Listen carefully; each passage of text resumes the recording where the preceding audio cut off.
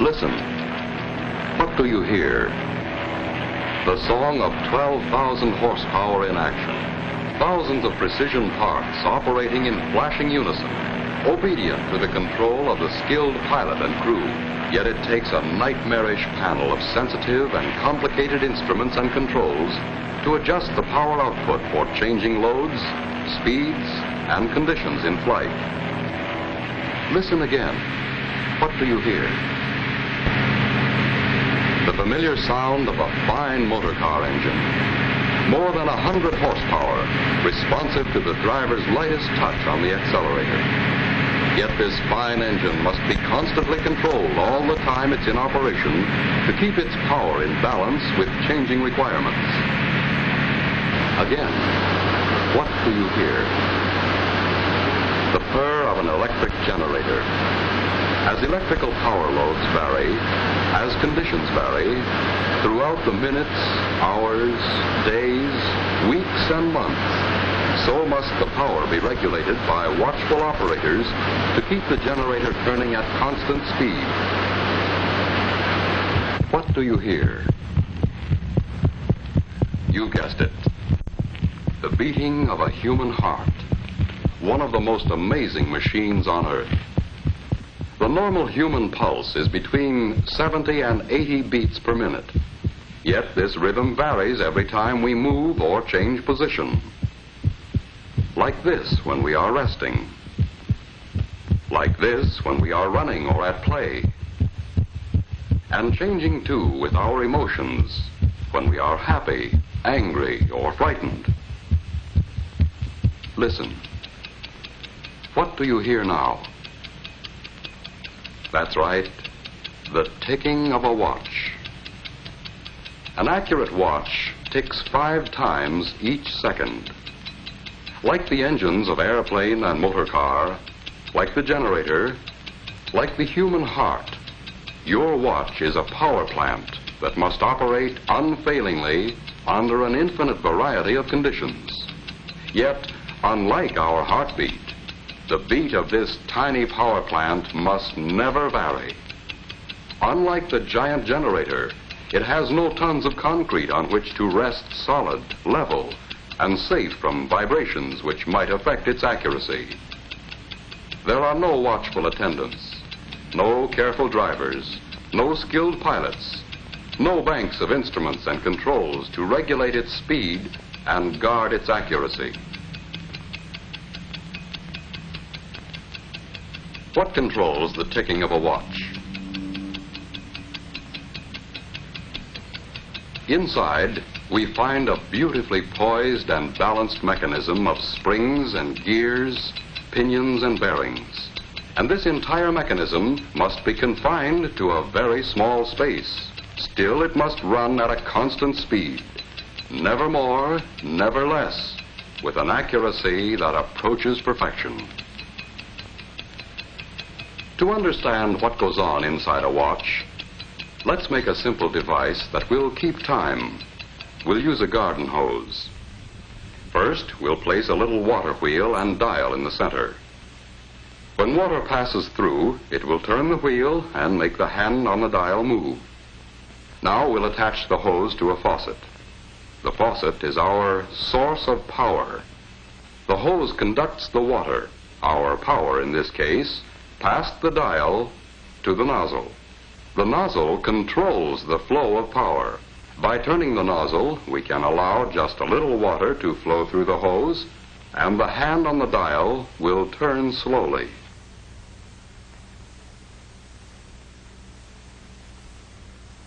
By opening the nozzle wider, we allow a heavy stream of water to flow through the hose, and the hand on the dial turns faster. If our source of power, the water pressure, remained constant, and if we could adjust the nozzle carefully enough, we would have a timepiece that would keep accurate time.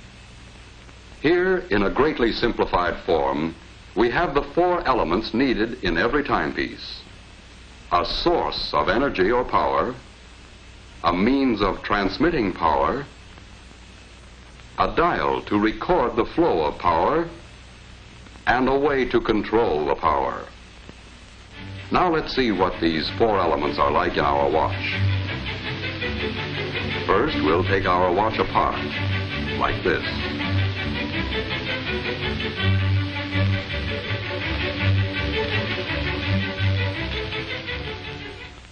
We'll begin with this part, the mainspring and barrel assembly. And so we can see everything that goes on inside, let's use giant parts to make a watch model. This is the mainspring, and it lives inside the mainspring barrel. The mainspring is the power plant of the watch, the source of power, like the faucet in our water clock. By winding the spring, we can store up energy. Here is a winding stem with gears and a click to keep the spring from unwinding. And here is the unit that controls the flow of power, like the nozzle on our hose. It is called the balance wheel and hairspring assembly. It consists of the balance wheel, hairspring, balance staff or axle. Fastened to the balance staff is a part called a roller. To the roller is attached an upright jewel pin. Let's see how these work together. A push on the jewel pin will start the balance wheel moving, and more pushes will keep it moving.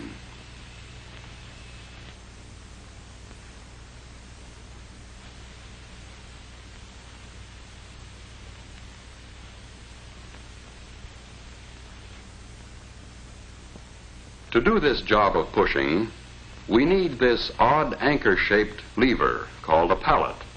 It can be mounted so that when we move the pallet back and forth, we can apply a series of impulses to the jewel pin to keep the balance wheel in motion. Now to the pallet crossarm, we add a pallet jewel shaped like this.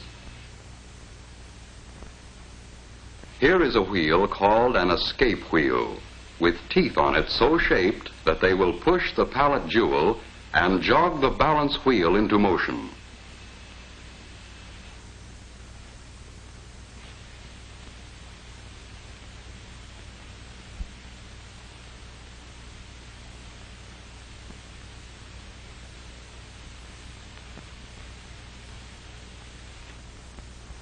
Now we'll use the energy stored up in our mainspring to drive the escape wheel. As the mainspring uncoils, it causes the barrel to rotate with it. That didn't last long, did it? Let's try it again. Once things get started, there's nothing to stop them. What we need now is a way of holding the power in check, releasing it a little at a time just when it's needed.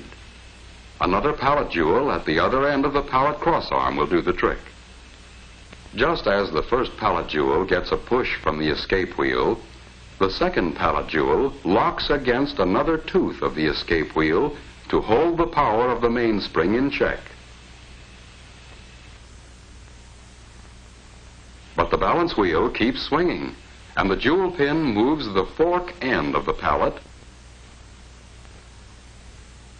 until the escape wheel is again unlocked. But when we connect the mainspring directly to the escape wheel, the power is soon exhausted. In an actual watch, it would last only a few seconds. What we need is a way to stretch the power so it will last for more than a day. In our water clock, we used a hose to transmit power from the faucet to the nozzle. We also need a way to transmit power here. So let's add a system of gears and wheels. We'll stretch them out in a line instead of in their usual closely confined location in a watch. Look at the gears a moment and see what they do. First, a small partial turning of the mainspring barrel drives the center wheel a complete revolution.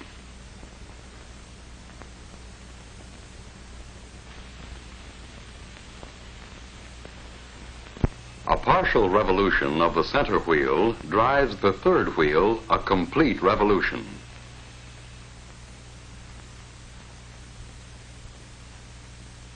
and this in turn drives the fourth wheel much further. As a result, a few turns of the mainspring barrel, driven by the mainspring, will drive the escape wheel many, many revolutions, enough to last a full day and longer.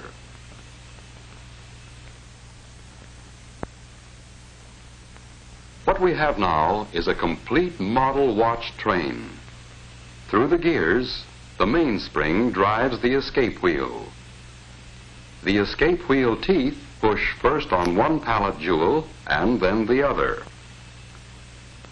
The pallet fork nudges the jewel pin on the balance wheel to keep it moving. The swinging balance wheel on its return trip moves the pallet fork. This unlocks the escape wheel to release a little more energy from the mainspring.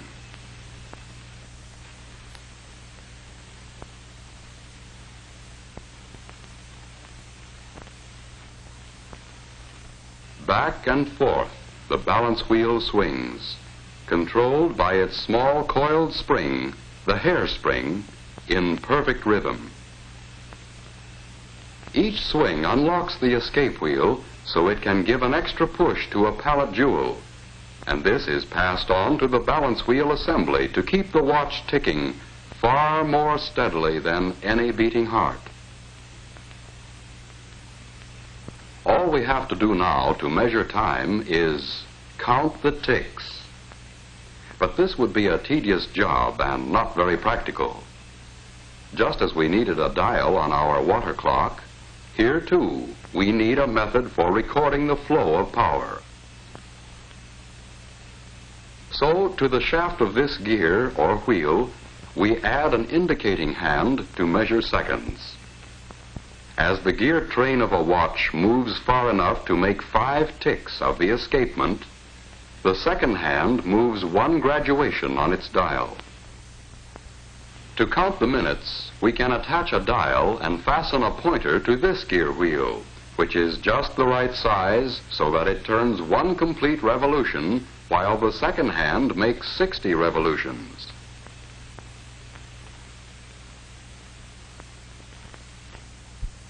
And to count the hours, we can have another pointer geared just so, to move 1 complete revolution every 12 hours. The second hand makes a complete revolution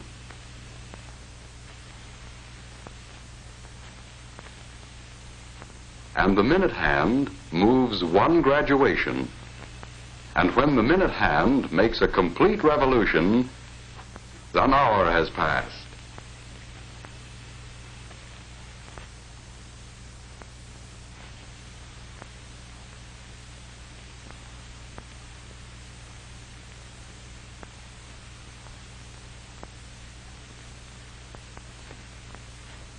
Now we can tell what time it is. But a gear train all strung out like this is a long way from an actual watch. Let's let our model do a bit of rearranging all by itself.